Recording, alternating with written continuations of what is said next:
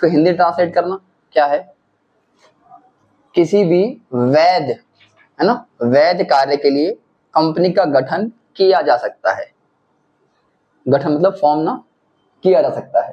ठीक है, ये कौन पढ़ेगा, एक इंग्लिश ऑनर्स का बंदा, एक वो है जो लॉयर नहीं है, खाली इंग्लिश पढ़नी आती है उसको, है ना, वैसे पढ़ेगा। एक लॉयर कैसे पढ़ेगा, एक लॉयर इसी एक लाइन के 10 अर्थ निकाल सकता है, इस एक लाइन के।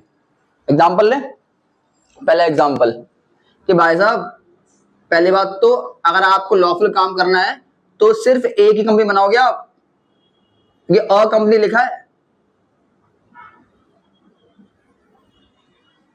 है ना, ये लिखा है ना, लॉ को ऐसे पढ़ना ना, अ कंपनी, ये सेक्शन 3 की बात कर रहा हूं मैं, सेक्शन 3 कंपनीज एक्ट 2013 की बात कर रहा हूं, वहां लिखा हुआ है ना, ऐसे है। एक तो ये इंटरप्रिटेशन कि आप लॉ पे बनाना है तो कंपनी आप एक ही अ कंपनी लिखा है, खाली अ नहीं लिखा होता, कंपनी में भी फॉर्म लिखा होता तो शायद आप सोचते भी। इस ए का मतलब है, एक ही कहानी हो गई। आगे आओ, मे बी पे आ जाओ, कहता है इसका मतलब क्या है, मे बी लिखा है, शैल भी तो नहीं लिखा, तो आप चाहो तो अनलॉफुल पर्पस के लिए बना लो, यही है ना, अनलॉफुल पर्पस ये मतलब निकल रहा है इसका, बहुत बढ़िया, पैसा सही तो नहीं है। दूसरे होगा, तीसरा क्या हो गया, फॉर्म्ड, है ना, फॉर्म्ड, यहां इनकॉर्पोरेशन तो नहीं लिखा, कंपनी में भी इनकॉर्पोरेटेड तो नहीं लिखा, उन्होंने फॉर्म्ड लिखा है। बात समझ में आ रही है, क्योंकि फॉर्म्ड में और इनकॉर्पोरेशन में फर्क होता है। फॉर्म्ड का मतलब क्या होता है, जो कंपनी एक्ट पढ़े, इन्होंने पढ़ा है उनको पता है फॉर्म का मतलब क्या होता है। उनका मतलब होता है कि जिसमें सिर्फ पर्सन इंक्लूड होते हैं, और इनकॉर्पोरेशन में सेक्शन 7 में आ जाओ आप, वहां डॉक्यूमेंटेशन होती है। बात समझ में आ रही है, आप नहीं समझ में आया, सेक्शन 3 में आओ ना, वो आगे की कहानी बताता है आपको, ए बी सी डी ऐसे बताता है, उसमें डॉक्यूमेंटेशन की बात ही नहीं कर रहा हूं। 7 में आओ, इनकॉर्पोरेशन लिखा है, वहां डॉक्यूमेंटेशन कर रहा है, वो फॉर्म हो चुकी है, अब आप इनकॉर्पोरेट कर रहे हैं, तो आपको हमें अगर फॉर्म करनी है तो कम से कम 2 या 5 या 7 या 1 ऐसे चाहिए होते हैं। सेक्शन में आगे की कहानी है, सिर्फ एक लाइन के कई मतलब हो गए।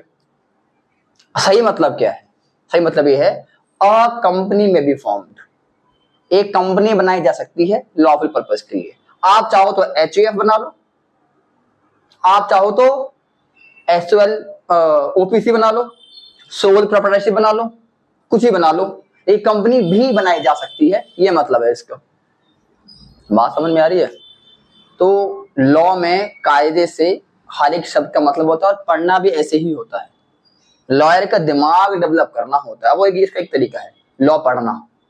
लॉ पढ़ते रहोगे, अपने आप डेवलपमेंट होती रहेगी, पता नहीं चलेगा, तुम उसी प्रश्न में सोचोगे।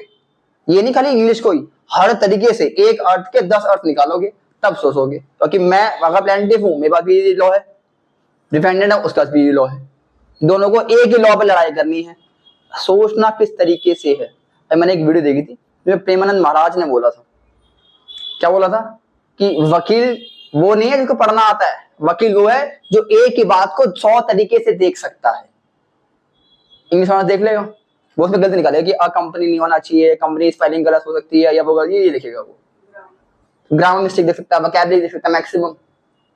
तो खाली इंग्लिश तो हिंदी नहीं होता लॉ, और जितने भी ये सो कॉल्ड इंग्लिश ऑनर्स कर करके लॉ में आ जाते हैं ना, उनको कम से कम 3-4 साल लगते हैं समझने में कि लॉ क्या है।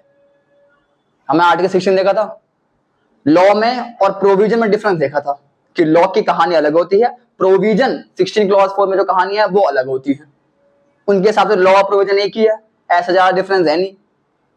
एक्सेप्शन और प्रोवाइजो अलग अलग कहानियां होती हैं, लॉ को लॉयर्स को पता क्या अलग अलग कैसे कैसे अलग होता है, एक कॉमा से पूरा मतलब बदल जाता है। बात समझ में आ रही है। तो नेवर ना हिंदी में बेवकूफ करोगे तो हिंदी में मतलब नहीं बैठेगा इसका, ठीक है। एक लॉयर हिंदी हो या इंग्लिश हो, दोनों में मतलब सेम निकालेगा। कहानी समझ में आ रही है, ये बात ध्यान में रखना। When you are reading law, you are reading law, not reading English, ठीक है।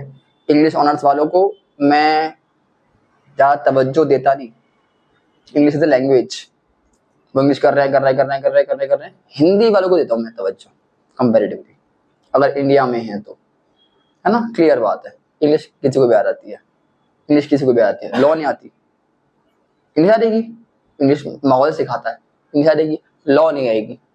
लॉ का टीचर का खराब मिल गया आपको, लॉ नहीं आएगी भाई साहब, लॉ पढ़ना नहीं आएगा आपको, लॉ नहीं आएगी, इंग्लिश आ जाएगी। 1 दिन में, 2 दिन में, 10 दिन में इंग्लिश स्पीक ना सीखे, है ना, 60 दिन में इंग्लिश स्पीक ना सीखे। मैं स्पीक पाऊंगा तो मैं अंग्रेजी, यही है ना कहानियां। तो इंग्लिश की ज्यादा इज्जत बची नहीं हमारे यहाँ, हम खामखा अंग्रेजी को इतना हो देते हैं। Don't compare, don't even let anyone to compare English with the law, क्या ना। तो मैं इंग्लिश बहुत अच्छा हूँ, तो होगा भाई, क्या करूँ फिर मैं, लॉ आती है ना।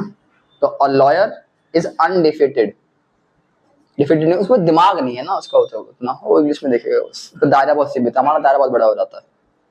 बात समझ में आ गई? अब करे कॉन्सेप्ट में कंटिन्यू करे, बंद कर दो उसको।